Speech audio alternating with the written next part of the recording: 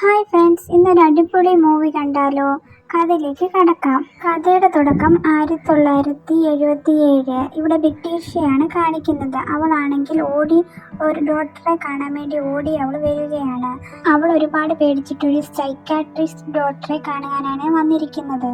പ്രസ്റ്റീഷ് അവിടെ ചെന്ന് മോശമായ രീതിയിലാണ് ഓരോന്ന് ചെയ്തുകൊണ്ടിരിക്കുന്നത്. അപ്പം ഡോക്ടർ ചോദിക്കുന്നു, എന്ത് പറ്റി നിനക്കെന്ന്.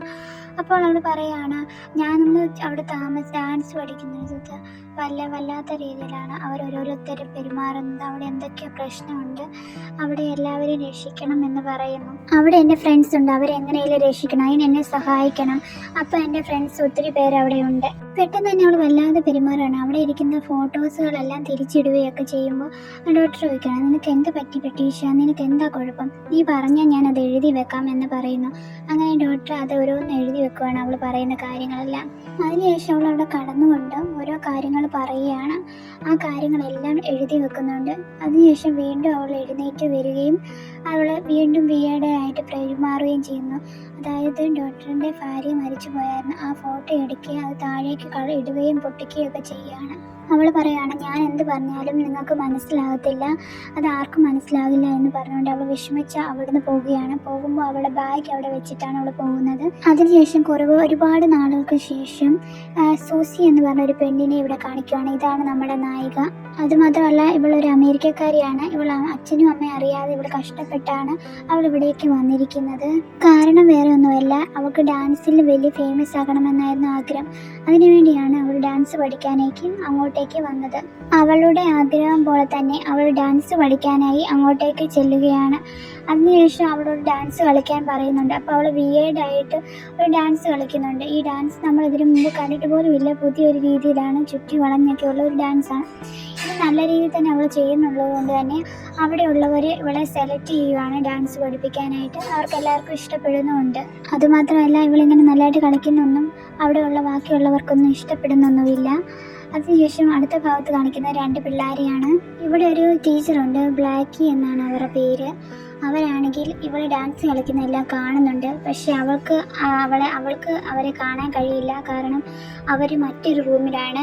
മറ്റൊരു റൂമിൽ അവൾ ഡാൻസ് കളിക്കുന്നതും അവൾ ഓരോന്നൊക്കെ ചെയ്യുന്നതും സംസാരിക്കുന്നതൊക്കെ അവർക്ക് കാണാൻ പറ്റും. പക്ഷെ അവൾക്ക് നോക്കുമ്പോൾ അവരെ ആരെയും കാണാൻ കഴിയില്ല. അതിനുശേഷം അവളിങ്ങനെ നോക്കുമ്പോൾ എന്തോ ഒന്ന് അതിൽ പോകുന്ന പോലെ തോന്നും. അവൾ നോക്കുമ്പോൾ അത് കാണാൻ കഴിയുന്നില്ല. പെട്ടെന്ന് കണ്ണാടിയിൽ അവരുടെ രൂപം കാണുകയാണ്. വീണ്ടും തിരിഞ്ഞു നോക്കുമ്പോൾ അവരെ കാണുന്നില്ല. പിന്നെ അവൾ ഡാൻസ് കളിക്കുക ഇഷ്ടപ്പെടുകയും അവിടുത്തെ ടീച്ചർമാർ അവളെ അഭിനന്ദിക്കുകയും ചെയ്യുന്നു. അതിനുശേഷം അവളെ ഡാൻസിലേക്ക് വരണമെന്ന് പറഞ്ഞ് അവളെ പുതിയ റൂമിലേക്ക് മാറ്റുകയും ചെയ്യുന്നുണ്ട്. അവൾ തിരിച്ച് റൂമിലേക്ക് വരുമ്പോൾ അവിടെ കൂട്ടുകാരിയായിട്ട് സാറ എന്ന് പറഞ്ഞൊരു പെൺകുട്ടിയെ കാണിക്കുന്നുണ്ട്. ഇതാണ് കഥയുടെ തുടക്കത്തിൽ. അവളുടെ കൂട്ടുകാരി എന്ന് പറയുന്നത്, എനിക്ക് 2 കൂട്ടുകാരിയുണ്ട്. അതിലൊരാളാണ് ഈ സാറ സൂസിയോട് പറയുകയാണ്, എൻ്റെ പേര് സാറ എന്നാണ്, നിനക്ക് എന്താവശ്യമുണ്ടെങ്കിലും എന്നോട് പറഞ്ഞാൽ മതി, ഞാൻ നിന്നെ സഹായിക്കാമെന്ന് പറയുകയാണ്. അതിനുശേഷം അവൾ അവിടുന്ന് അങ്ങോട്ടേക്ക് മാറിപ്പോവുകയാണ്. അതിനുശേഷം എല്ലാവരും കൂടെ ഒത്തൊരുമിച്ച് ഭക്ഷണം കഴിക്കാനായി പോകുന്നു.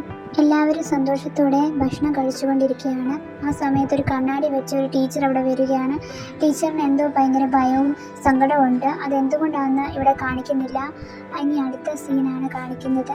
അതിനുശേഷം കാണിക്കുമ്പോൾ ഡോക്ടർ കേളർ അവർ ഒരു യാത്രയിൽ ട്രെയിനിൽ പോകുന്നതായിട്ടാണ് കാണിക്കുന്നത്.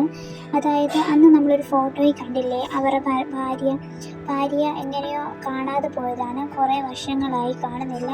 അതുകൊണ്ട് തന്നെ പുള്ളി ഭാര്യയെ കണ്ടുപിടിക്കാനൊക്കെ ഓരോ സ്ഥലത്ത് നടക്കുകയാണ്. പക്ഷേ ഭാര്യ ഇതുമായിട്ടും കണ്ടുകിട്ടിയിട്ടില്ല.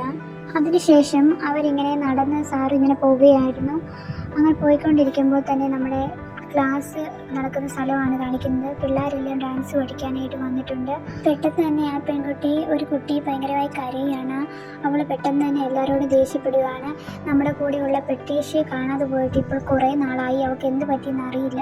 നിങ്ങൾ ആരെങ്കിലും അവളെ കൊന്നോ, അതോ നിങ്ങൾ ആരെങ്കിലും അവളെ ഒളിപ്പിച്ചു വെച്ചിട്ടുണ്ടോ എന്ന് ചോദിച്ചുകൊണ്ട് അവൾ ഒരുപാട് കാറുകയാണ്. അതുമാത്രമല്ല, അവിടെ ഒരു ബോംബാക്രമണം ഉണ്ടായിട്ടുണ്ട്. അത് പ്രതീക്ഷയാണ് ചെയ്തത്. അവളൊരു കള്ളിയാണ്, അവളാണ് ഇതെല്ലാം ചെയ്തതെന്ന് പറഞ്ഞു വരുത്താൻ ഈ ടീച്ചർമാർ ശ്രമിക്കുന്നുണ്ട്. എന്തിനാണെന്ന് നമുക്ക് മനസ്സിലാകുന്നില്ല. ഇനി ഞാൻ നിൽക്കില്ല എന്ന് പറഞ്ഞിട്ട് അവളെ ഭാഗ്യം പാക്ക് ചെയ്തിട്ട് അവൾ അവിടുന്ന് ഓടിപ്പോവുകയാണ് ചെയ്യുന്നത്. ഡാൻസിൽ പ്രധാന വേഷം ചെയ്യുന്നത് ആരാണെന്ന് ചോദിക്കുമ്പോൾ ആർക്കും അതിന് സമ്മതിക്കത്തില്ല. കാരണം പ്രധാന വേഷം ചെയ്യുന്നവർ ഒരുപാട് കഷ്ടപ്പെട്ട് തന്നെയാണ് ഡാൻസ് ചെയ്യാൻ. അതുകൊണ്ട് തന്നെ ആർക്കും പറ്റുന്നില്ല, ആരും ചെയ്യാൻ സമ്മതിക്കുന്നില്ല. അപ്പം നമ്മുടെ ഹീറോയിനോട് ചോദിക്കുകയാണ് നിനക്ക് പറ്റുമോയെന്ന്. അപ്പോൾ അവൾ പറയാണ് ഞാൻ ഡാൻസ് ചെയ്യാം, എനിക്കിതിനെപ്പറ്റി അറിയാം എന്നൊക്കെ പറയാം. ഞാൻ ഡാൻസിൻ്റെ ഡോക്യുമെൻ്ററി കണ്ടിട്ടുണ്ട്, അതുകൊണ്ട് തന്നെ കളിക്കാമെന്ന് പറയുകയാണ്. അപ്പോൾ ആൾക്കാർ പറയുകയാണ് ശരിക്കും ഇത് ചെയ്യാൻ ഭയങ്കര പാടാണ്.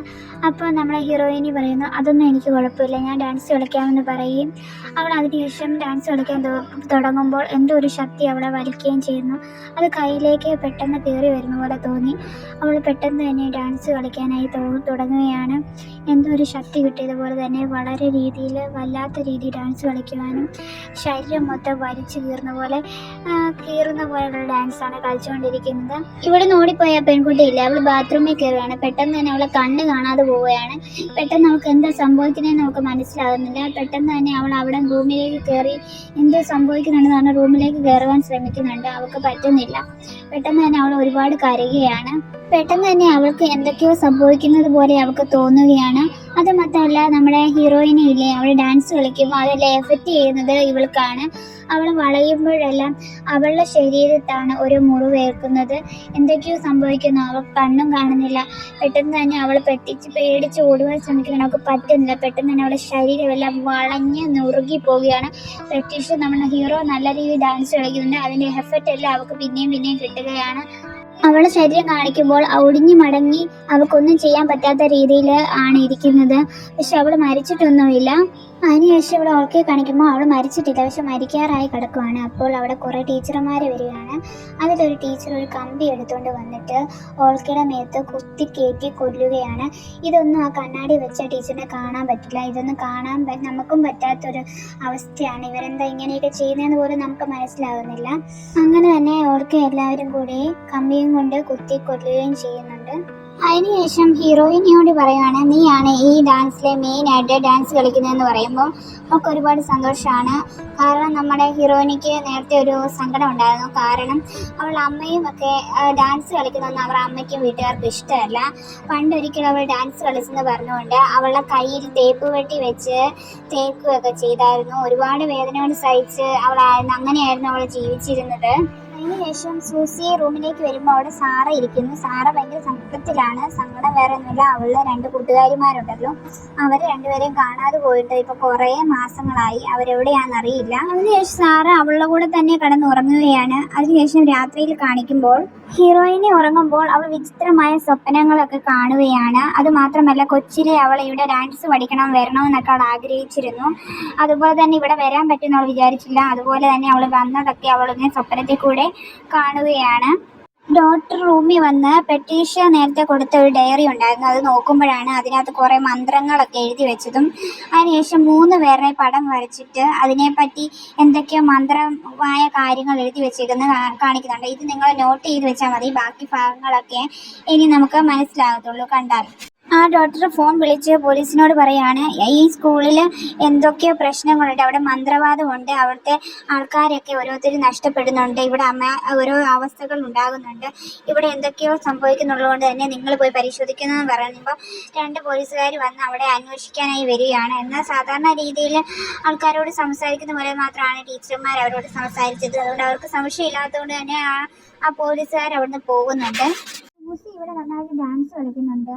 അതുകൊണ്ട് തന്നെ നമുക്ക് മനസ്സിലാവുന്നുണ്ട് ഇവിടുത്തെ ടീച്ചർ അവളെ കൂടുതൽ സപ്പോർട്ട് ചെയ്യുന്നുണ്ട്. കാരണം അവളെ കൊണ്ട് എന്തൊക്കെയോ ചെയ്യിപ്പിക്കാനാണ് അവർ നോക്കുന്നത്. അതിനുശേഷം ടീച്ചർമാരെല്ലാവരും ഒന്നിച്ച് കഴിക്കുകയാണ്. അപ്പോൾ അവിടെ കണ്ണാടി ടീച്ചർ ഉണ്ടല്ലോ, ഈ ടീച്ചർ ഇവർ സംസാരിക്കുന്നത് കേൾക്കുകയാണ്. ടീച്ചർ പറയുകയാണ് എനിക്കിങ്ങനെ തെറ്റുകൾ ചെയ്യാൻ പറ്റില്ല, എനിക്ക് നിങ്ങളുടെ കൂടെ നിൽക്കാൻ പറ്റില്ലെന്ന് പറഞ്ഞുകൊണ്ട് ടീച്ചർ ഉടനെ തന്നെ കത്തിയെടുത്ത് കഴുത്ത് മുറിച്ച് മരിക്കുകയാണ്.